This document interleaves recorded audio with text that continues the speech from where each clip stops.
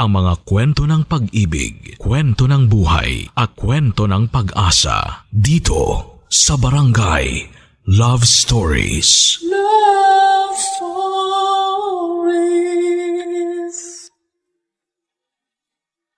Ang patlang ay ang puwang o laktaw sa isang guhit. Pwedeng mangyari sa buhay ng tao ang magkaroon ng patlang sa relasyon. Ikaw kabarangay, itutuloy mo pa ba ang relasyon kung galing ito sa isang mahabang patlang? Dear Papa Dudut, ako po si Baby, 61 years old na po ako, retired na po ako sa aking trabaho sa gobyerno. May asawa po ako pero matagal na kaming hiwalay, ikinasal po kami noong 21 years old ako at 24 years old po siya. Ang tinutukoy ko po ay si Rogelio na 65 years old sa kasalukuyan. Makalipas po ang 3 taon noong magpakasal kami ay nagkahiwalay din kami. Ibig sabihin ay mahigit 30 taon na kaming nagkahiwalay. Mula na magkahiwalay kami ay nagtrabaho na lamang ako ng nagtrabaho para malibang ko ang sarili ko at makalimutan ang aming hiwalayan. Pero kahit na anong kalimot ko ay palagi pa din pong bumabalik sa isipan ko ang galit sa tuwing may maaalala ako o may makikita at madidinig na nakapagpapaalala sa kanya. Naka-move on na po ako at masaya naman po ako pero ewan ko ba kapag may nagpapaalala sa akin tungkol kay Rogelio ay naiinis ako. Ewan kung bakit affected pa rin po ako. Kung ano po ang dahilan ng paghihiwalay namin ay mababanggit ko po ng paunti-unti sa paglawig ng kwento ko. Hindi po ako nanghihinayang kaya lang po sa 3 taon na naging kami ay medyo malalim na po ang nabuo naming pagsasama. Ewan po kahit may mga nanliligaw sa akin noon ay hindi ko pinapansin.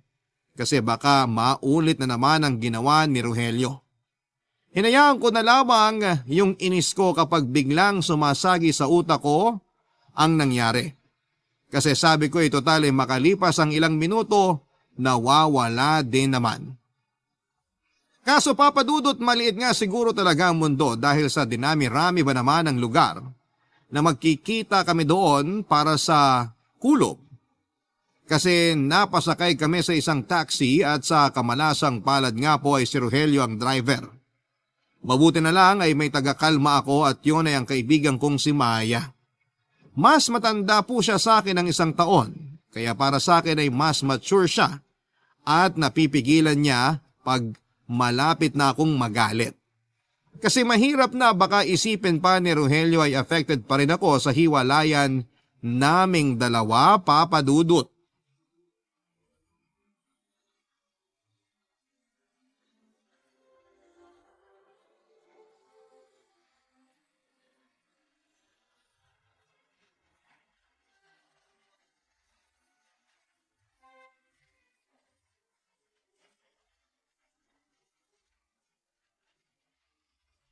San kayo, ma? Ikaw?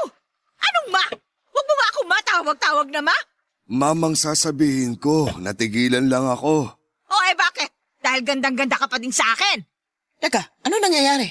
May nag-aamok ho. Anong nag-aamok? Tigilan mo nga ako, Rogelio, ha? Magkakilala kayo? Hindi. Anong hindi? Tinawag mo siyang Rogelio. Mukha kasi siyang Rogelio. So ibig mong sabihin, mukha kang baby. Huwag mo ako matawag-tawag na baby, ha? Hindi ba ako baby? Baby naman ang pangalan mo, diba? Huwag ka nang maingay. Magkakilala nga kayo. Oo, dati ko siyang... Kaaway! Dati ko siyang kaaway. Dati? So ngayon hindi na? Ay, kaaway pa din! Mas mataas na level! May ganun. Mapaggawa talaga yun ng kung ano-ano eh. Ano? Anong sabi mo? Sabi niya, mapaggawa ka daw ng kung ano-ano. Nadinig ko. Huwag ka na nga sumabat. Paano kayo naging magkaaway? Ibig sabihin, hindi pa niya nakwento sa'yo. Dahil hindi ako madaldal. Hindi ka naman madaldal. Mahilig ka lang magkwento ng buhay natin sa mga tao. Buhay natin? Walang natin! Ano to? Anong hindi ko alam? May nililihim ka ba sa akin? Huwag kang maarte. Nakwento ko na sa'yo yung Rogelio na yan. nanloko sa'yo. Iniwan ka tapos nagmukha kang tanga. Tumahimik ka nga. Wala akong sinabi nagbuka akong tanga. We, Mahimik ka na nga lang. Ako nang bahala dito. Saan ba kayo pupunta? Ano ba pakialam mo? Natural, makikialam ako. Taxi to. Gusto mo lang malaman kung saan ako nakatira eh. pwede din naman para alam niya kung saan niya tayo ihahatid. Sabi ng itik mo yung bibig mo eh. Ako nang bahala dito. Siguro naman, sasabihin mo na kung saan kayo. Subukan mo lang na dalhin kami sa kung saan sisigaw talaga ako. Ang labo mo, te. Kung ayaw mo magpahatid, pwede ka naman bumaba. Bastos! Ano ka ba? Sala sa init, sala sa lamig. Ganyan talaga siya. Ano? Kung makapagsalita ka parang kilalang kilala mo ako ah. Natural. 3 taon tayong nagsama, no? Sige, ipagyabang mo pa! Okay lang ako. Huwag niyo akong pansinin. Usap lang kayo. Ayoko makipag-usap dyan. Oh, edi ako na lang makikipag-usap. Mabuti pa nga. Ako na, O di ikaw na. So, saan kayo? sa PGH. Anong gagawin natin doon? Tumahimik ka na lang. May sakit ka ba? Wala, huwag ka maingay. PGH? Kakasabi ko lang, di ba? Okay. Ang init naman itong taxi na to. Baka sinasanay ka na. Bastos ka talaga. Anong basto sa sinasanay ka? Ang gustong sabihin niyan, sinasanay ako sa init para sa pagpunta ko sa impyerno. Impyerno? Kanina sa PJH ka lang pupunta, ngayon sa impyerno na. Sino ba kasi kakampi mo? Ikaw naman, pinaparelax lang kita. Init ng ulo mo eh.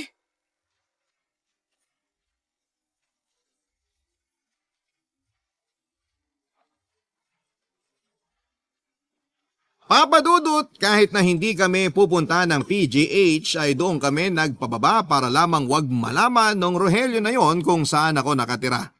Kaso po ay nabigla ako pagbaba namin na na-realize ko na malayo pa po pala ang bahay namin sa PGH. Kaya yun, naglakad tuloy kami ng malayo. Nakakainis po Papa Dudut kasi ayaw kaming pagbayarin ng Rogelio na yon. Akala siguro wala kaming pera. Naiinis po ako kaya naalala ko noong nag-date kami dati, ang yabang kasi. Gustong mag-taxi yun pala ay wala siyang dalang pera. Kesyo naiwan daw niya ang pera niya, ang pitaka niya. Tapos ang nakakainis sa akin ay pinabayaran yung metro ng taxi. Ibabalik na lang daw niya. Nagkataon namang wala rin po akong dalang pera noon. Inisip ko kasi na wala naman akong gagastusin dahil sagot niya naman lahat kaya hindi ako nagdala ng pera, Papa Dudut. Kundi ba naman po siya si Raulo noong nalaman niyang wala kaming pera pareho, ang sabi ba naman sa akin ay pagbilang niya raw ng 3 ay tatakbo daw kami. Pinaghandaan ko po ang date na yon kaya ang taas po ng takong ng sapatos na suot ko noon. Paano ako makakatakbo? Ayun yung loko-loko, itinuloy ang kanyang plano. Bigla siyang tumakbo. Tumakbo na nga na hindi pa nagbibilang ng 1, 2, 3, di na iwan ako. Ako lang tuloy yung nadala sa presinto. Opo, Papa Dudut. Umabot sa presinto yung kabalbala na yon ni Rogelio at ako ang nagrabyado. Bumalik naman po siya para bayaran yung taxi at pinakiusapan yung driver na huwag na akong sampahan ng reklamo. Pinakawalan naman po ako. Kaso yung kahihiyan na nangyari sa akin, yun ang hindi ko makakalimutan at kinaya. Pero dahil mahal ko siya, konting lambing, konting sorry, ayun, pinatawad ko pa. At heto na nga Papa Dudut. Makalipas ang mahigit 3 dekada ay nakita ko ulit ang pagmumukha niya.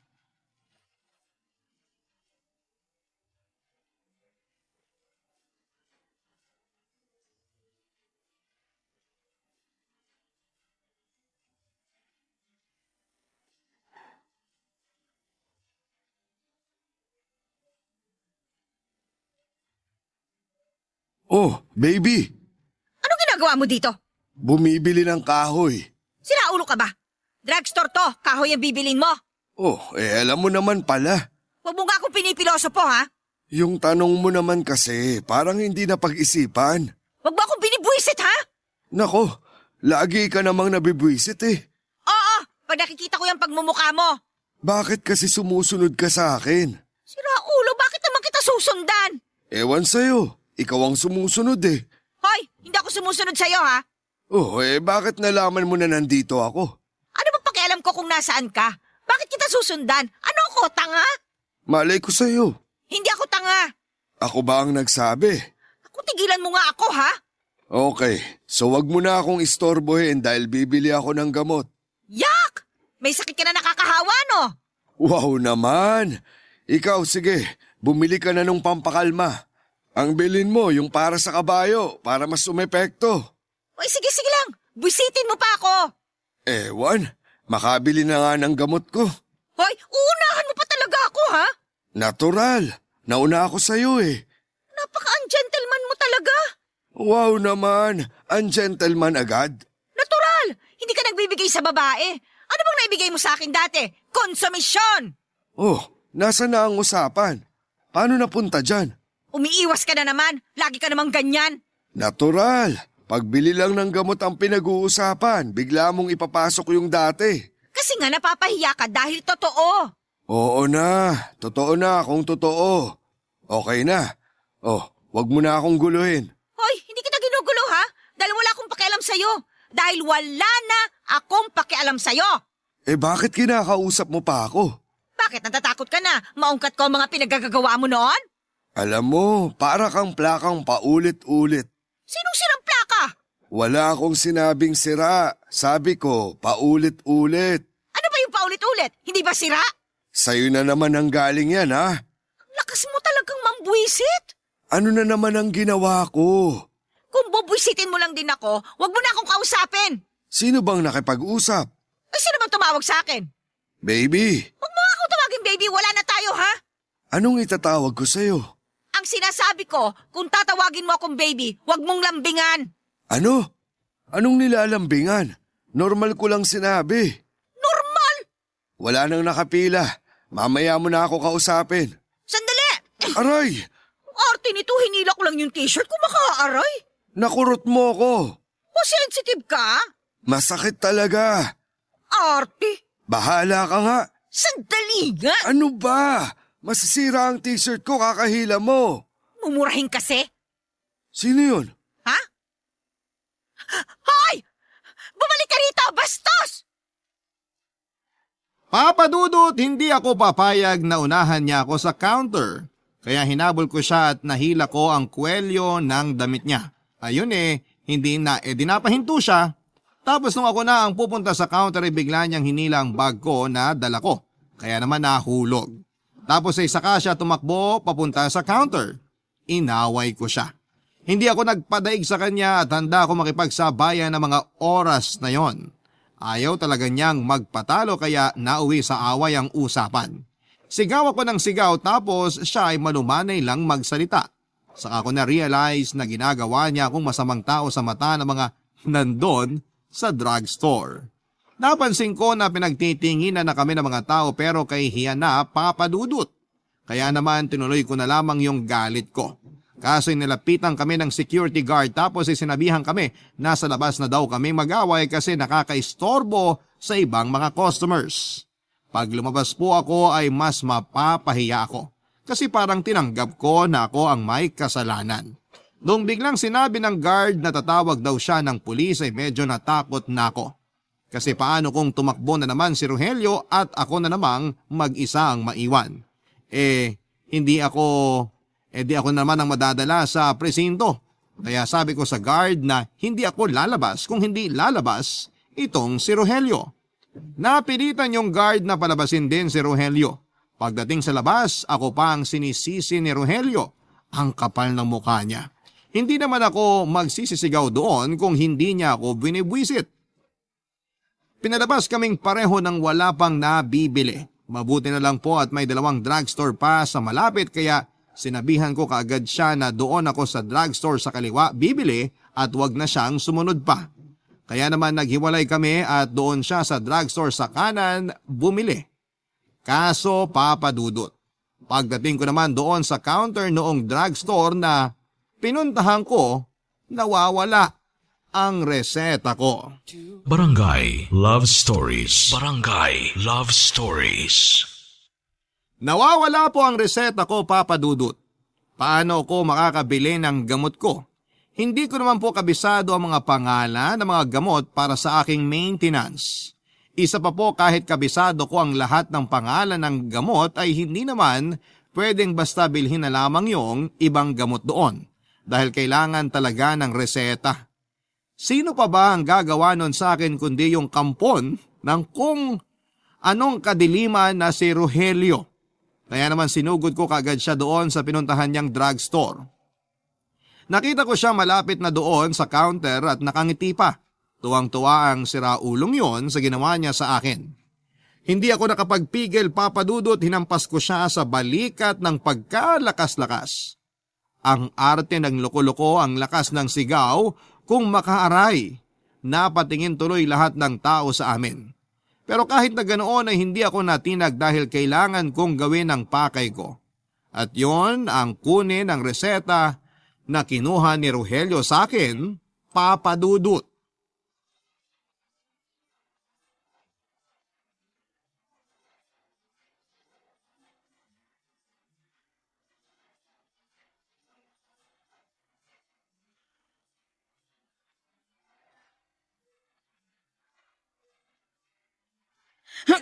Aray!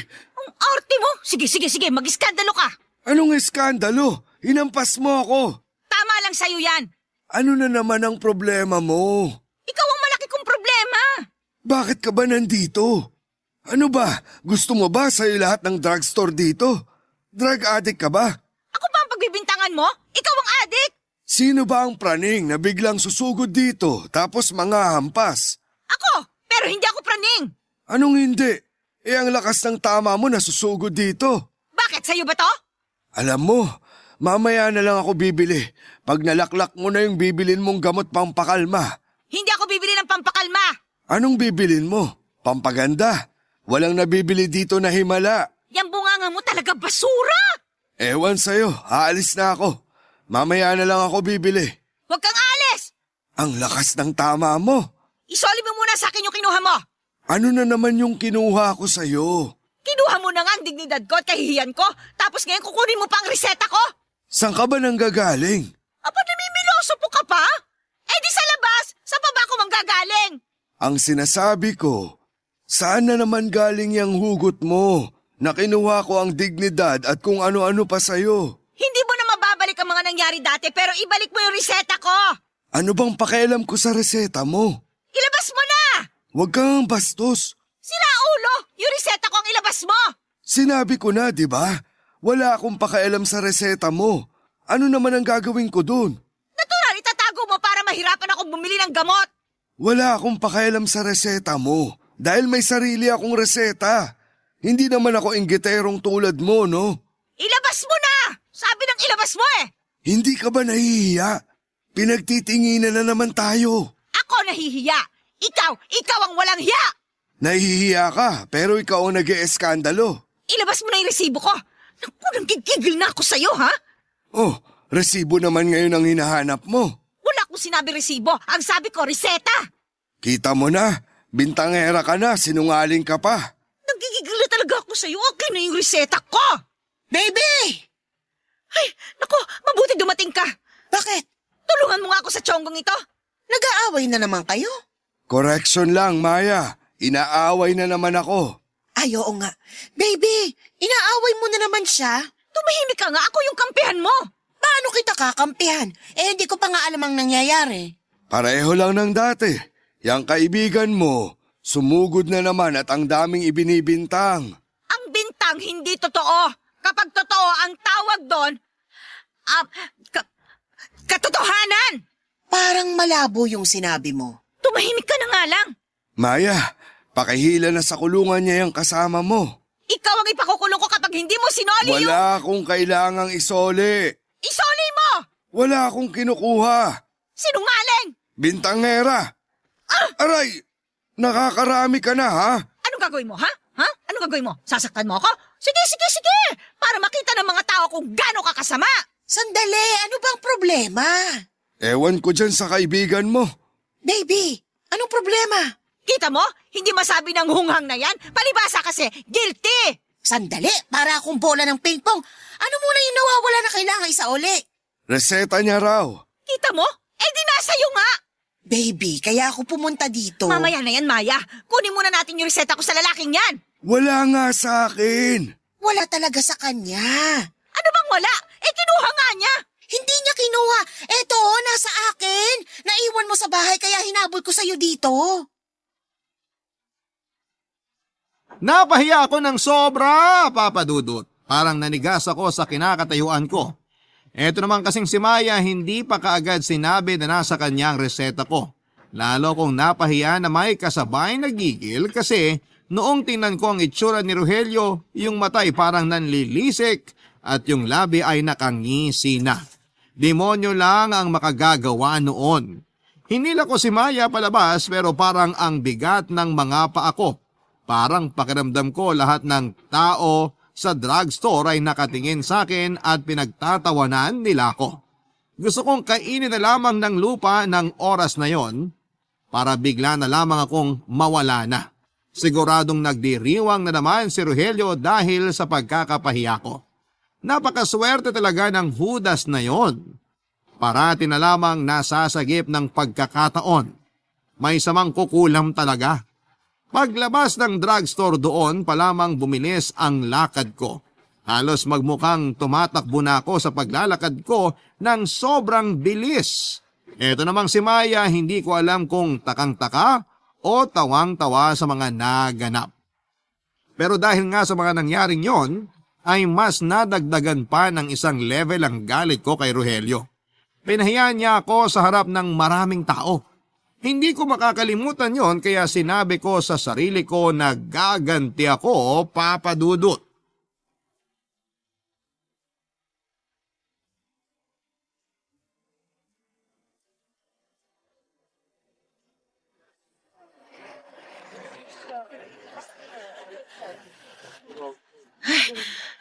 Bilisan mo. Bakit? Baka nandyan pa yung Judas. Sino? Si Rogelio? Eh, sino pa ba?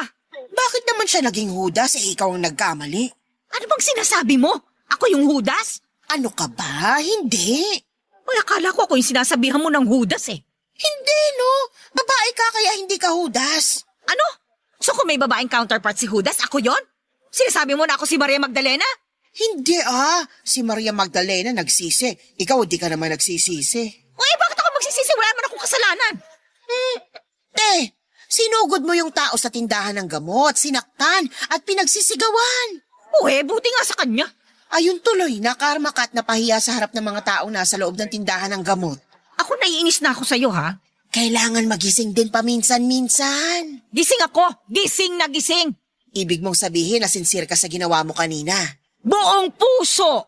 Teka para mas hindi ako ligaw, pwede mo bang ikwento sa akin ang punot dulo? Naku, Mars, hindi mo kakayanin. Pipilitin kong kayanin. Ay, ayoko na sanang maalala. Anong ayaw mong maalala halos araw-araw inaalala mo? Litong-lito na nga ako kung saan ako pipick up. O eto na nga, ikukwento ko na. Sige, simulan mo. Galit ako dun sa Rogelio na yon. Yun ang simula. Galit ka agad. Hindi pa, paumpisa pa lang yon. Sino ba nagkukwento? Ikaw. O kaya hayaan mo ako. O siya, sige. Ay basta, ganito na lang. Sisimulan ko yung kwento sa panahon bago pa kami ikasal. Ang saya-saya namin noon. Tapos? Ito naman, hindi makapaghintay, pambihira ka. Paano? Pagkasabi mo ang saya-saya nyo noon napatingin ka sa langit at ngumiti ng pagkatamis-tamis. Ganon kasi dapat magkwento, yung nararamdaman ng mga nakikinig. Okay, naramdam ko na. Pwede ituloy mo na? O yun nga, masaya kami. Halos walang makakahadlang sa pagmamahala namin noon. O, gano'n naman pala Oo, kada kilos ko, nandun lagi si Rogelio. Tapos? Ayaw niyang may mangyayari sa akin. Sobrang protective siya. Oh, Lagi siya nagtatanong kung nasaan ako. Masyado siyang nag-aalala pag wala siyang balita kung nasaan ako o kahit kahihiwalay pa lang namin. naghiwalay na kayo? Hindi pa. Ano ba naman ito? Naghiwalay lang kami ng uuwian. Okay. Oh, eto na. Minsan, may lumapit sa akin na lalaki. Abay, nagulat ako. Nasa tabi ko na kagad siya at nakaakbay. O, mabuti. O minsan naman, yung lalaking kausap ko, kaibigan ko na ha. Pero sobrang protective pa rin siya. Ayaw mo nun? Gusto ko. Natutuwa nga ako eh. O, ayun naman pala Wala naman palang problema. Wala nung una. Pero no mga sumunod na, ayun, nagkakaproblema na kami. Tulad ng, Napakaseloso niya. Pero pag ako nagsiselos, ayaw niya. paano ngayaw? Ay kasi minsan noon, may nakita akong babaeng kasabay niya. Aba, nagtatawanan ng dalawa. Parang iba yung body language nila. Ayun, nagdilim yung paningin ko. Sinabunutan ko yung babae. Agad?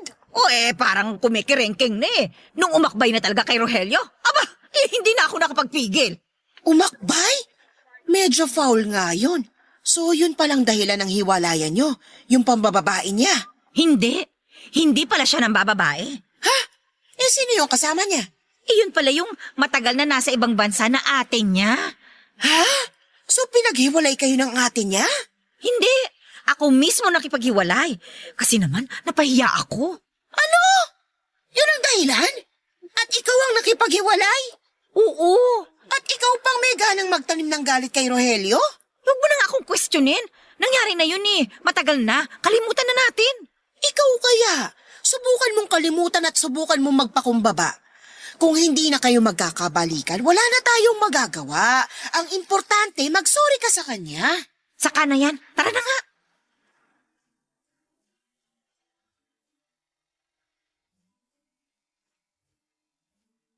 Papa Dudut, ako naman ang may kasalanan pero hindi pa ako handa na aminin yon. Sobrang napahiya ako dahil sa kanya kaya ang naging depensa ko ay ang magalit ng husto. Mahigit 30 taon na po kaming hiwalay kaya dapat ay okay na ako pero ewan ba kung bakit ako biglang nagalit na naman noong mapasakay kami sa taksing minamaneho ni Rogelio. Bakit kasi kailangan pa na makita ko ulit siya? Hindi ko tuloy alam kung sadyang pinaglalaroan ako ng pagkakataon kasi may pagkakataon na nanonood kami ng sine ni Maya. Nasa loob na kami pero hindi pa nagsisimula yung pelikula. Si Maya bumili na muna ng makakain at maiinom namin, ako naman ay nagbantay sa inuupuan namin. Nang may biglang nagtanong kung may nakaupo sa bakanting upuan sa kanan ko. Ang sabi ko naman ay wala. Kaya naman umupo doon yung nagtanong. Ewan ko kung bakit hindi ko siya nabosesan. Isa pa ay madilim at hindi ko naman tinignan ang mukha nung nagtanong. Kaya nung pag-upo niya ay nagkagulatan kami. Si Rogelio na naman at sa dinami-rami ba naman ng sinihan at sa dinami-rami ng oras at sa dinami-rami ng palabas. Bakit naman nagkataon na pareho pa kami ng panonoorin sa parehong sinihan at eksaktong oras? Papa Dudut, bigla na namang nagdilim ang paningin ko. Alam ko na madilim po talaga sa sinihan pero nagdilim po talaga ng husto ang paningin ko. Papa Dudut. Barangay Love Stories. Barangay Love Stories. Papa Dudut, para bang may nakatagong memorya sa isipan ko ang biglang na-unlock ng mga oras na yon noong nasa sinihan kami ni Rogelio. Naalala ko na ang saya-saya namin noon. Naalala ko na madalas na sobrang saya namin habang nanonood ng sine. Tapos ay lagi kaming bumibili ng popcorn at soft drinks. Naalala ko rin na lagi niyang pinapahiram sa akin ang jacket niya pag giniginaw na ako. Palagi ko kasi talagang kinakalimutan yung jacket ko para ipahiram niya sa akin ang dala niyang jacket. Ganon po kami lagi, walang palya. Minsan nga po ay wala siyang dalang jacket kaya inakbayan na lamang niya ako para hindi ako ginawin. Inaamin ko, Papa Dudut, kung may salitang pabebe noon ay ako po yun, Papa Dudut. Si Rogelio naman ay wala ring palya sa pag-i-spoil sa akin. Bigla ko ring naalala na tuwing pagkatapos naming manood ng sine kakain kami sa labas. Doon kami sa paborito naming kainan sa Carriedo madalas dumediretso. Wala na po yung restaurant na yon ngayon kaya nalungkot po ako. Iba na ang nakatayong establishmento sa pwesto na yon. Naging grocery na siya. Kaya po nung maghiwalay kami ay palagi pa rin po akong kumakain doon sa restaurant. Nung naging grocery na ay nagpupunta pa rin ako kahit na wala naman akong bibilhin. Tinatansya ko kung saan yung pwesto ng mesa na madalas naming pwestuhan noong restaurant pa lamang siya. Tatayo lang ako roon tapos ay babalikan ang mga ala-ala naming dalawa. Mga masasayang araw naming magkasama na nagsusubuan ng spaghetti tapos ay sasadein kong malagyan ng sauce ang gilid ng labi ko. Magmamaang-maangan pa nga ako na hindi ko alam na may naiwan palang spaghetti sauce para punasan niya ng tissue. Gusto niya rin na sabay kaming iinom ng juice kasi gusto niya na nagtotoast kami bago uminom at saka niya sasabihin ang mga salitang, mahal na mahal kita.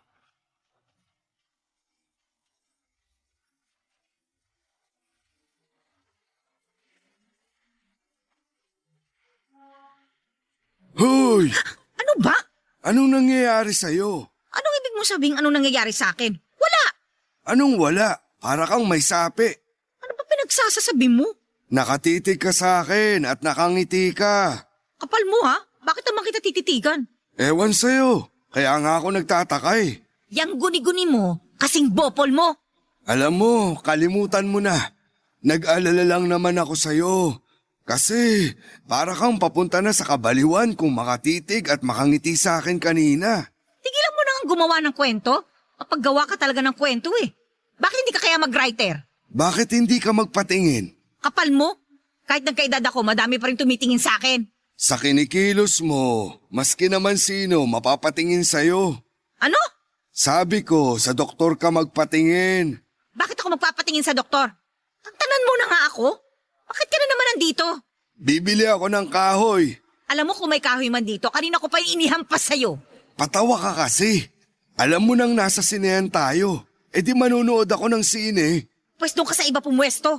Pupunta ba ako dito kung may mauupuan pa sa iba? O di tumayo ka doon sa likod. Boses mo, nakatingin na naman ang mga tao. Umalis ka na kasi para matahimik kami. Tahimik naman lahat. Ikaw lang ang maingay. Basta wag ka dito. Ayaw kitang katabi. E di dyan ka sa kabila umupo. Si Maya dito. Saan mo siya pauupuin? E di dyan sa inuupuan mo. Magpalit kayo para hindi tayo magkatabi. Bakit ba ikaw ang kailangan magdesisyon? Asawa ba kita? Sa totoo lang, oo. Asawa mo pa rin ako. Dahil hindi naman tayo nagdiborsyo. Baliw ka pala eh. Wala namang diborsyo dito sa Pilipinas. Mismo. So asawa pa rin kita. Yak! Wow! Makaayak ka. Piling mo naman may gusto pa din ako sa'yo. Piling mo patay na patay pa din ako sa'yo. Piling mo hindi pa nawawala ang pagmamahal ko sa'yo. At piling mo mahal pa kita. Hello! Nakakatawa ka. Lumalabas sa bibig mo yung mga nararamdaman mo eh. Alam mo kadiri ka talaga. Lumayo ka na nga dito. O Rogelio, mabuti naman na imbita ka ni baby. Hoy, anong naimbita? Pakialam ko dyan. Parang singaw na basta na lang sumusulpot. Palibasa may gusto pa sa akin eh. Diyan ka na lang sa tabi niya maupo. Inagawan ka na ng ulupong na to ng pwesto eh. Oh, anong nakakatawa? Shh! Nakatingin na yung mga tao. Yan ang pagsabihan mo. Yung ilusyonadong matanda na yan. Wow! Nahiya naman ako na sabihan mo akong matanda. Totoo naman na. Di ba magkasing edad lang kayo? Excuse me, di hamak na mas matanda sa akin ng ilang taon yan ano? Hindi ba nung nagbayad ka, ginamit mo yung senior citizens card mo? Ayan ka na naman eh. Alam mo, malapit na magsimula ang palabas. Kaya tumahimik na tayo. Mabuti pa nga. Umalis ka na nga muna dito. Bakit? Gusto niyo mag-usap na dalawa lang kayo? Saan ako pupwesto? Alam mo, sasabunmutan na kita. Hindi ka ang pinapaalis ko. Yung Rogelio na yan. Hindi ako aalis. Mabuti pa magpalit tayo ng pwesto para hindi kayo magkatabi. Yun nga ang sinabi ko sa kanya. Ayoko nga. Oh, di dyan ka lang. Basta, tumahimik na tayo. Mabuti pa nga.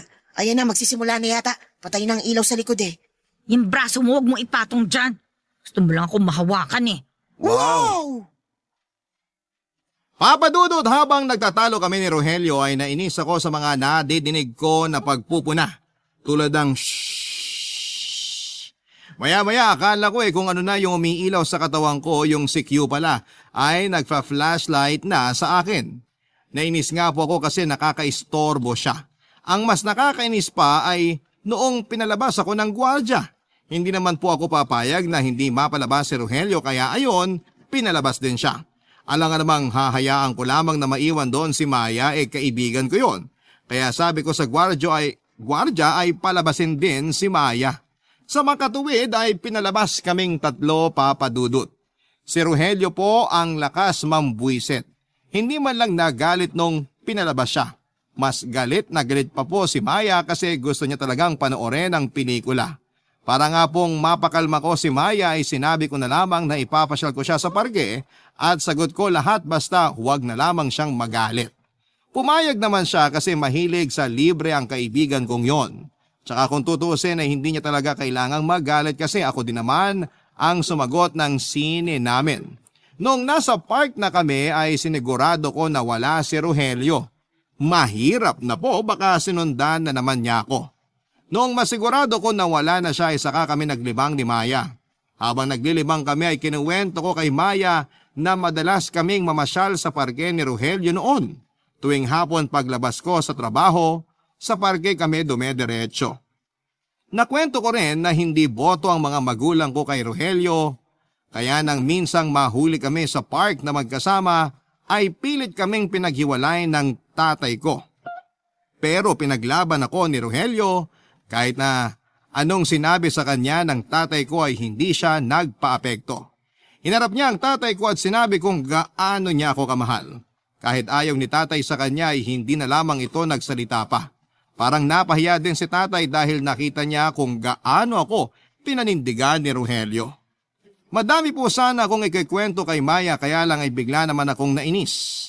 Paano ba naman ay habang nagkikwento ako itong si Maya biro ng biro na kinikilig daw ako.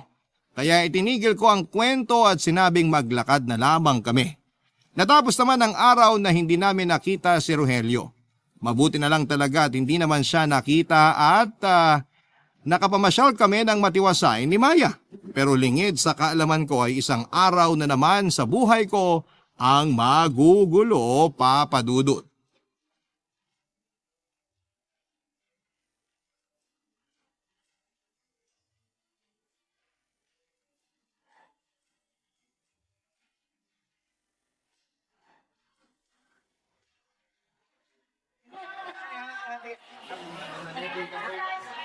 Bakit walang jeep? May strike ba? Jeep?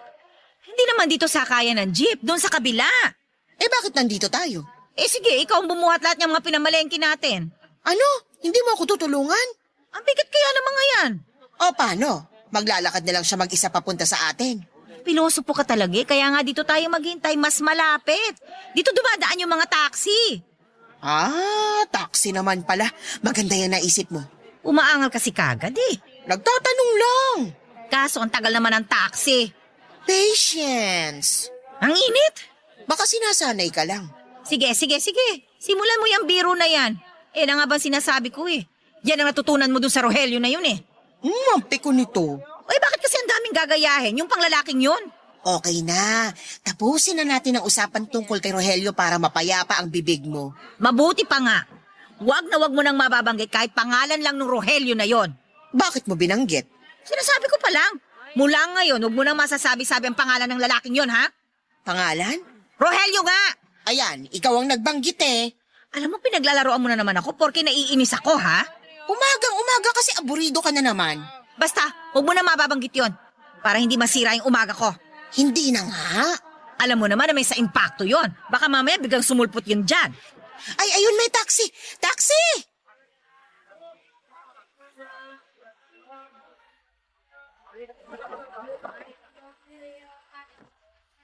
O ayan, nagbaba ng bintana.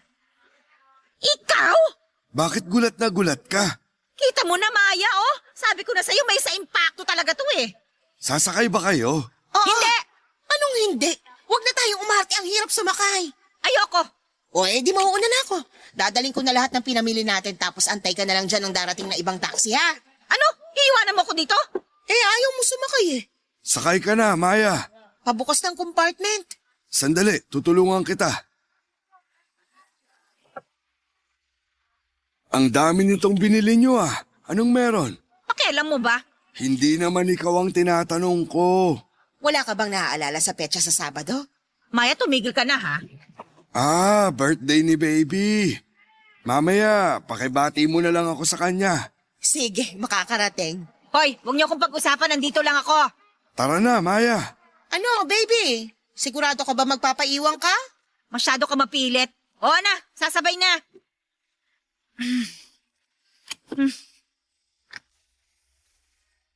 Parang iba itong taxi mo. Dalawa ang taxi ko.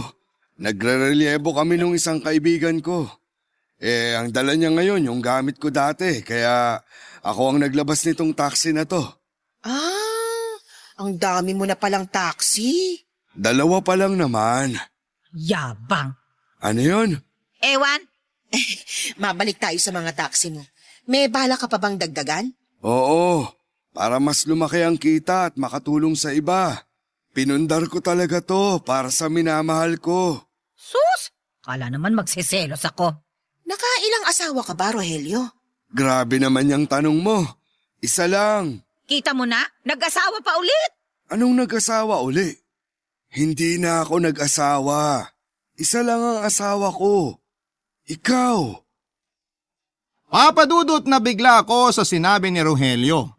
Hindi na siya nag-asawa ulit at sinabi niya na wala na siyang nakarelasyon matapos ang hiwalayan naming dalawa dahil iisa lang daw ang mahal niya. Minahal at mamahalin niya. Papadudot, hindi ko alam kung anong nangyari at bigla na lamang akong napaiyak. Hindi basta iyak kundi hagulhol. Itinigil ni Rogelio ang taxi at pinainom ako ng tubig.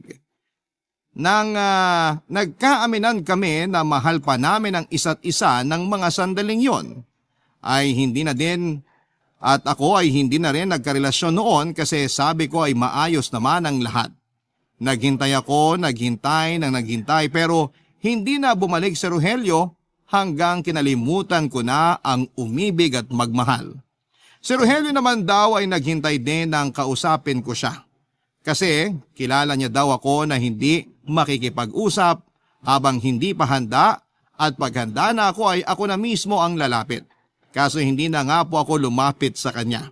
Kaya tulad ko ay siya ay naghintay na lamang, naghintay. Nagantayan lamang pala kami hanggang sa umalis na nga lang po siya sa lugar namin at inakala kong hindi na babalik dahil may iba ng pamilya. Mahigit 30 taon na hindi kami nag-usap dahil po sa pride. Inaamin ko po na ma-pride ako pero dahil nga sa mga maling inaakala namin ay umabot ng ganon katagal na hindi namin naayos ang lahat. Hanggang sa bumalik nga po siya sa lugar namin, wala na ang dating bahay nila dahil nabenta na ang lupa kaya bumili siya ng bagong bahay at lupa. Para makita ko raw siya at baka sakaling mag-usap na kami. Pero iba nga po ang nangyari sa inaasahan niya. Akala ko nung una ay stalker siya dahil ang dalas naming magkita kung saan-saan. Yun pala ay taga roon na siya ulit sa lugar namin kaya pakalat-kalat siya. Pero ganon pa man papadudot kahit ganon katagal ang lumipas ay masaya pa rin ako dahil naayos na namin ang lahat. Magkasama na po ulit kami ni Rogelio. Kailan lang ay sinorpresa nila ako ni Maya. Hindi ko alam na inasikaso pala nila ang aming renewal of vow. Nagulat po ako at naiyak. Masasabi kong walang kasing saya ang mga oras na yon. Kahit matagal, ang patlang ng aming hindi pagkikita at pag-uusap ay parang hindi naman ito nagkaroon ng agwat dahil hindi naman pala kami nawala sa mga puso ng isa't isa. Maraming salamat po Papa Dudut sa pagbibigay daan sa sulat ko at maraming salamat sa Barangay LS 97.1 sa pagbibigay ng boses sa aming mga kabarangay na maitampok ang aming kwento sa nangungunang Barangay Love Stories. Ang inyong forever kapuso at kabarangay, Baby. Nagustuhan ng iyong napakinggan? Ituloy yan via live stream sa www.gmanetwork.com/radio. Barangay LS 97.1 Forever